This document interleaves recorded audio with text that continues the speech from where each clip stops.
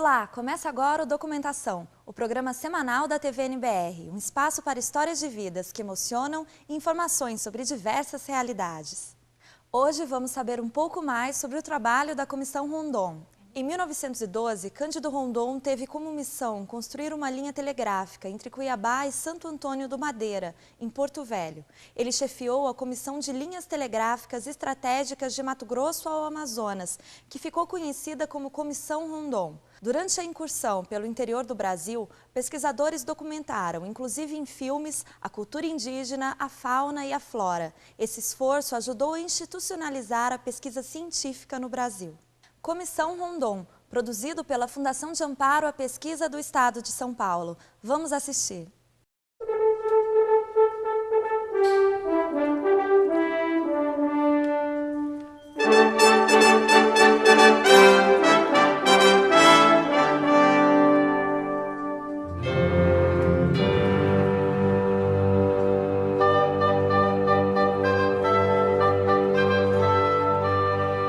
O que foi conhecido como Comissão Rondon é um conjunto de comissões que avançam para o sertão brasileiro, para o inóspito sertão brasileiro, tentando fazer efetivamente uma integração do país via comunicação. Seu nome oficial era Comissão de Linhas Telegráficas Estratégicas. A gente pode pensar que nessa ocasião a ciência também era estratégica, né? Ela que ia mostrar os meios de incorporação dessas áreas que eram tidas como isoladas do território. O termo estratégia remete a uma visão militar do espaço. Como nós vamos ocupar, de uma certa forma, entre aspas, militarmente esse espaço.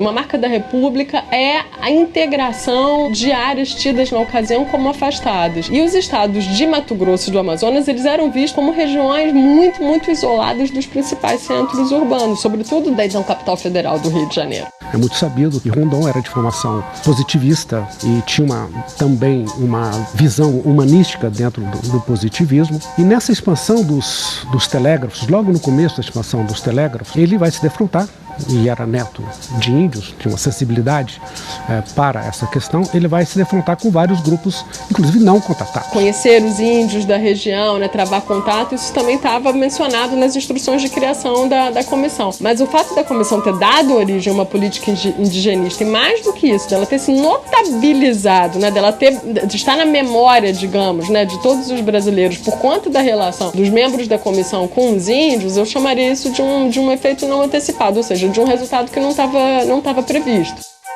Em 1910, com essa perspectiva do telégrafo, da expansão do telégrafo para o interior do Brasil, e com um grupo à volta dele ligado ao positivismo, ele cria o Serviço de Proteção ao Índio, e na época chamava-se também Localização do Trabalhador Nacional. Então, as ações da Comissão Rondon e as ações do SPI vão se intercruzar, enquanto todo momento que o Rondon está à frente desses dois lugares. O Rondon é uma figura, não é, digamos, do grande panteão nacional muito intrigante, né? Porque ele passa a batizar a comissão que ele chefiou, não é? Se a gente fala em Comissão de Linhas Telegráficas Estratégicas, enfim, isso é absolutamente desconhecido, mas se a gente fala na Comissão Rondon, todo mundo conhece. Todo o trabalho da expansão do telégrafo com fio acaba se tornando inviável, porque o telégrafo sem fio via rádio aparece, então todo esse trabalho, né, em termos de integração, acaba não fazendo mais sentido, mas não há ação civilizatória que ele faz através do Estado.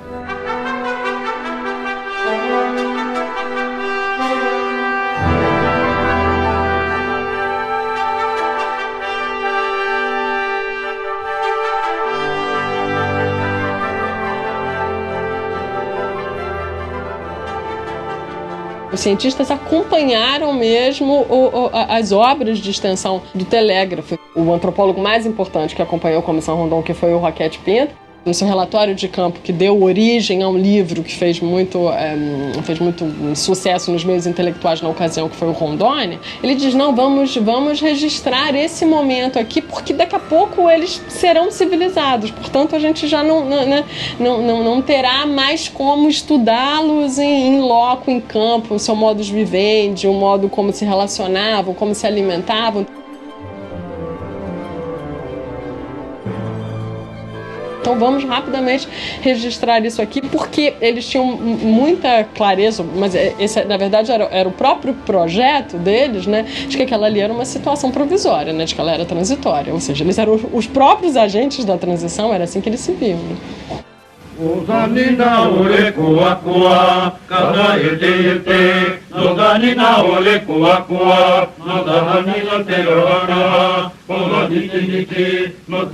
Fonograma 14.600 do Museu Nacional, Canto dos Índios Nambiquara, da Serra do Norte, publicado na Rondônia.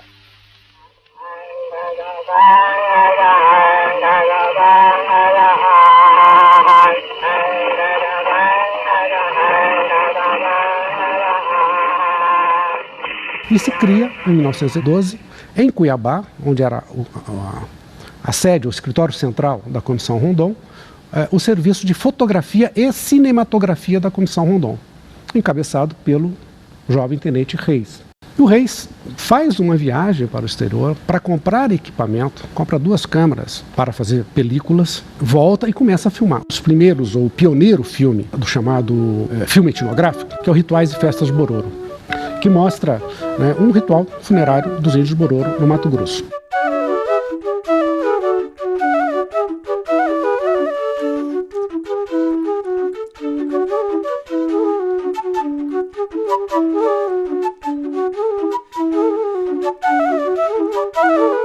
O filme, ele mostra um índio vivendo de uma forma ainda tradicional, numa plenitude étnica e cultural.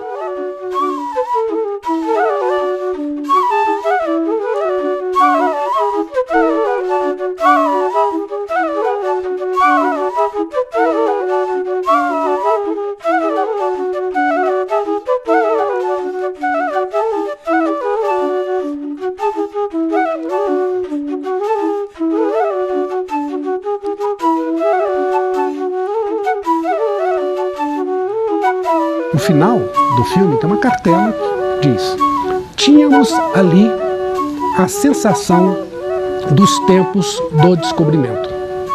Ou seja, remetia a uma ideia de um mito de origem da nação.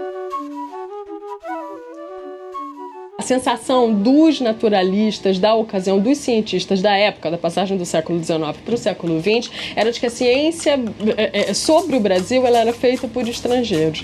Então a Comissão Rondon, ou pelo menos assim, o fato da comissão ter incorporado séries de naturalistas em antropologia, em botânica, em zoologia, em geologia, enfim, não é parte desse entendimento, tem relação, não é com essa intenção de produzir ciência sobre o Brasil e a partir dos interesses, não é, nacionais. O museu era simplesmente uma das maiores instituições científicas nacionais. Ele era muito importante e muito central, né? Não à toa ele foi escolhido como, para falar também como os documentos da época, como fiel depositário do material levantado pela Comissão Rondon em campo. Essa cicata, nós temos nessa etiqueta o nome de Rondon como coletor desse material. Né? É uma Humiriácea, da família Humiriácea. Esse material foi coletado pelo Miranda Ribeiro como integrante da expedição Rondon, criptorelos obsoletos, ocrácea e ventris, que teria a barriguinha ocrácea. Que esse é um bicho muito comum no Sudeste, no Centro-Oeste. E essa população amazônica da Rondônia a gente nunca mais encontrou. Foi um trabalho pioneiro, foi um trabalho que foi as primeiras coleções assim, a nível de Brasil, coletado por brasileiro e que ficou no Brasil mesmo, né? Porque até então todas essas coleções que eram feitas normalmente tinham destino à Europa ou os Estados Unidos. E o material da Comissão Rondon ficou praticamente toda ela no Brasil. Iniciativas semelhantes, de fato, tiveram muitos efeitos, né, na produção científica nacional do ponto de vista do fomento, né, assim, da própria relação intrapares, das relações interinstitucionais, enfim, é um pouco isso que a gente quis mostrar com a nossa pesquisa, né, que uma comissão de extensão telegráfica, enfim, teve tanto a promover do ponto de vista da própria produção científica nacional. Quanto o primeiro filme, a natureza fílmica era o índio, nesse filme, Ronuro Selvas do Xingu, a natureza é a própria expedição. Eles vão explorar um rio chamado Ronuro, que seria, não se sabia ao certo, afluente do rio Xingu. Esse filme, ele mostra já uma competência cinematográfica. Tem uma cena, por exemplo, nesse filme, que é o corte de um tronco que obstruía a passagem das canoas. O tronco começa a ser cortado, em seguida tem um outro ponto de câmera que esse tronco cai. Ou seja, ele pensou, na hora de filmar, que isso daria uma montagem. O final do filme, que é muito marcante, quem comandava a expedição, um capitão Vasconcelos, ele perfila os índios que estavam acompanhando a expedição, e ao perfilá-los, ele vai vestindo um a um. Ele vai dando roupas para esses índios e até mesmo ajudando a vestir.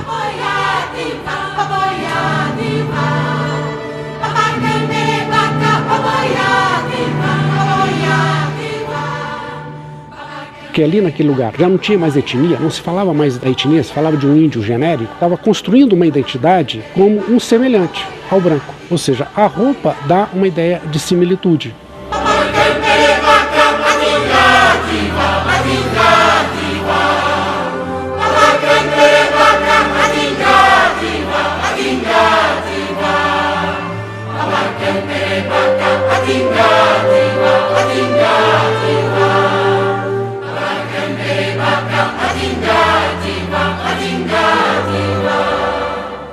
A ação do Rondon pela imagem era um convencimento e uma persuasão de que a existência do índio integrado, né, podia ser feita de uma forma não agressiva fisicamente. Ela é agressiva de outra forma, ela é agressiva simbolicamente. De fato, não se presumia a sobreposição, digamos, de hábitos civilizados sobre os hábitos indígenas. Mas eles achavam que lentamente os indígenas seriam, sim, conquistados ao modo de vida civilizado, né? Isso estava no horizonte, não há dúvida. Mas melhor assim do que sem isso. Melhor pela ação civilizatória não agressiva fisicamente ou a presença simbólica do Estado. É muito difícil avaliar. É muito difícil avaliar em questões de valorativas nesse sentido. Mas muitos grupos, efetivamente, têm existência por essa ação. Outros não. Por exemplo, o Zumutina hoje é um grupo está muito integrado, mas eles estão buscando a sua afirmação. E muitos desses grupos indígenas que buscam afirmação, hoje em dia, também estão procurando a sua própria memória, né? E esses estudos, sejam os estudos antropológicos, etnográficos, e mesmo essa produção cinematográfica é importante, né? Para voltar e se reconhecer, né? Numa existência anterior. É um documento importantíssimo para a nação brasileira.